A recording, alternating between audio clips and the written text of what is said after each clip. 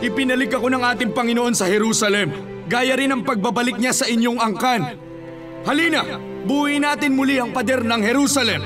Nakikita ninyo ang kalunos-lunos na kalagayan ng ating bayan. Pinunong Sanballat. Ano yun, Geshem? Tinipon ni Nehemia sa mga tao at sinasabing bubuuin ang pader ng Jerusalem. Alam ko, ibinigay niya sa akin ang sulat na mula sa hari na may pahintulot niya. Nakasaad din na dapat silang bigyan ng kahoy sa anumang plano nila. Kapag nangyari yun, mawawalan tayo ng kapangyarihan. Wasak ang Jerusalem at sunog ang mga pintuan nito. Itayo nating muli ang pader ng lungsod upang mahango na tayo sa kahihiyan. Anong ginagawa niyo? Naghihimagsik ba kayo laban sa hari? Pagtatagumpayan kami ng Diyos ng Kalangitan.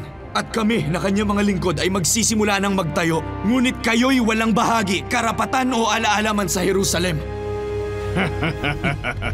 Pinapangako ko, Tobias, hindi magtatagumpay ang plano ni Nehemiah. Sisiguraduhin ko yan.